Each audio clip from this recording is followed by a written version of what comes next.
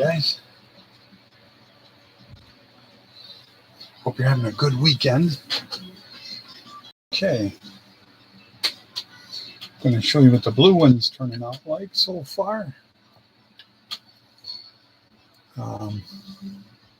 Got the wheels on it. Got to just first coat paint on the bottom. Interior. Got it almost ready to add glass. I've got to finish up my chrome, my bare metal foil. I was all bare metal foiled out when I got started on this one and the Nomad. But yeah, I've got it 3-tone blue interior. I showed that to Tammy. She loved that. She said that was very, very nice. Okay. I think this is the last piece I put on was across the back there. And it was real thin. And then I just got kind of burned out on it because I have 3 of them I've got to do. This one I've got to do. This one just has a black interior. So far, oh, I can see places on that I haven't painted yet. This one's got to be tubbed. So I've got a pill bottle that fits where they had cut out the wheel wells. Just barely makes it. So I gotta cut that out and put them on for tubs.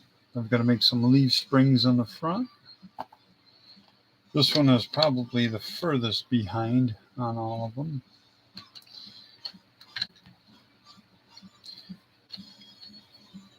It's because of the tubs, maybe. Maybe it's because of the tubs. But I got wheels on it. Okay. And then the Nomad that I've had painted. I've had it painted for, I think it's going on a month now. But yeah, that's when it's rubbed out, that is just gorgeous. So I've been working on its interior. Let's see if I can get it out of there. Okay. It was a Badman. It was a Badman 55. So I added the back. I cut off the package tray. Then I added seats. The seat here, I used its back for the back of that seat. I put a lot of doodads on the dashboard for drag racing. And the reason why is because it was the boot for my MGB. It covered over the top. If the top is folded down, then this boot, this leather would go over the top of that to kind of hide it. So I made it into a dashboard because it had that nice rounded, even had the little snaps. That will be kind of neat if I accented that a little bit, but even if I don't really care. Let's see if I can get you up in there and take a look at all the stuff that's going on, because that is very, very busy. It is a very busy interior. That's because I had to make the interior, and if I have to make one, then... But that's what you get when you get just the bodies. Okay, move that out of the way. And I want to show you the update on the AC Cobra, because I've had the AC Cobra around for a little while, never had wheels on it. Now it's got wheels and tires. And the reason being is because I cast my own tires, and then I also cast the inner wheel also. So I cast them. I need to wash it and rub it out and get a toothbrush in there to get all the rubbing compound out of it.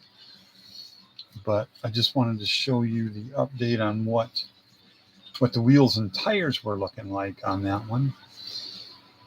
Because I cast the tires in my molds, and then I also cast the wheels, and I cast a lot of them so I can do some Mustangs. I've got a Mustang.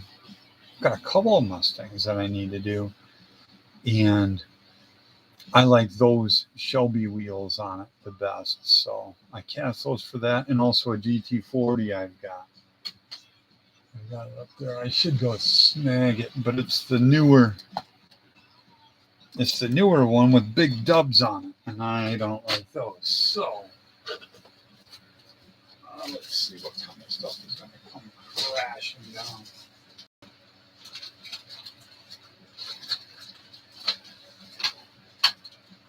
Okay. I don't want a bunch of stuff crashing down. It's going to anyway. Well, I got to get something else up there. But anyway, this is that new one with the ugly dubs on it. So you just know that those wheel wells are going to be huge. So I don't want a big gap there. I got to put this back up here. I'm going to have an avalanche of things. There we go. It's looking so much better. Okay. There. Now I can leave that alone for a minute or two while I finish up the video. So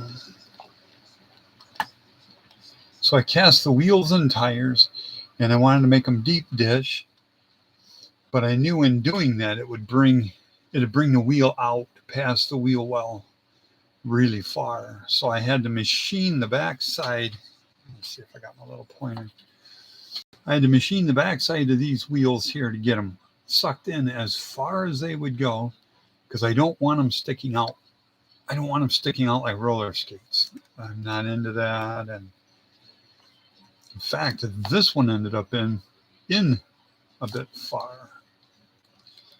I may be able to move the body around when I get it in place, because the body still has to come off yet, because I have to glue the retainer in for the hood. That's not on there yet.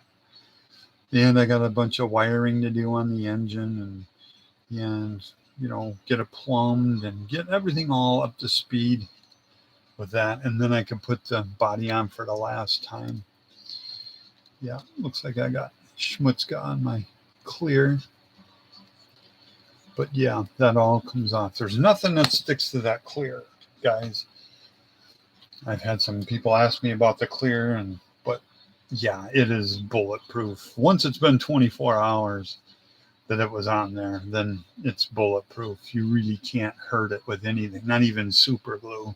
When I glue myself to one of the bodies, it doesn't hurt it at all. I got decals I got to put on the dashboard. I see that there. And I've got to paint the side pipes. There you go. Thinking side stacks. No, not side stacks. Not sleeve stacks either. Guys that are as old as me, on the Saturday morning you would have sleeve stacks with the Land of the Lost. Those are scary to me as a kid. I guess how slow they walked, where they'd come creeping up on you in the cave and stuff like that. It was pretty scary. But yeah, they've got so much scarier stuff these days. But this blue one's turning out really nice. Kind of excited about that one. Put them over here maybe. Okay, guys, I don't have anything else to show to you. Got that other 57. I did the wheels, the front wheels on it, because the cat had broken. They were real thin. It was a real thin axle. So I put a steel axle in there. But in doing that, I had to break it all loose. And in doing that, it sits higher now in the front than I had it. I had it raked really nice and low. But then I noticed I didn't put headlights in on it, because they were the kind of headlights that have a little deal going through the lens. So I've got to find a set of those. But I want to show you all that's been going on, because it's always a full workbench here. And I just put some new plastic over this area here, so I don't get anything on that way I don't get any paint or anything, no glue on my 1973 upholstery from my old RV that me and Tammy lived in for a full year. We started in the winter and then ended up in a different winter. But the summer was pretty hot in it. And I really liked that interior. It looked really hip and happening. And it still smelled like a new interior. So I saved a little bit of it when I moved out. And we moved in here. That's when I built this bench that I'm using. I built it out of the wood that I used to build the ramp that we had to get Tammy's dad in and out of their house with. I'd use a ramp because they're at the very end of his life. He had lung cancer, and we had to take him to the doctor several times. And the ramp would have been the only way to really get him in and out easily. So I used this wood and built the ramp. And then after he passed, they didn't want the ramp there anymore. Maybe it was bad memories or whatever. So I didn't throw any of the wood away. I kept it, and then I used it to build a nice, it was for our TV and the computer. So I measured the width of the computer, how big the tower was. And I made this as an entertainment center for here in the new apartment. And that was 10 years ago. 10 years ago, we got 1 month left. 1 month, and then it will be exactly 10 years.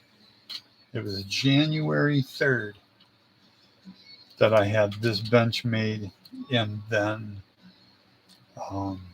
built it into this. And it holds up my toolbox, and it makes a nice workbench, the right height for me. I'm 6'2". So this brings it up to a nice height, almost the height of my elbow. And it's perfect for working on stuff. So I've just laid the plastic out and got that all done. So now I can be kind of schlocky with my paint and spatter it and do all sorts of stuff. And it's not going to ruin anything. So that's about it, guys. I hope you guys have a great Sunday, and I'll talk to you on the next one. Okay, bye-bye.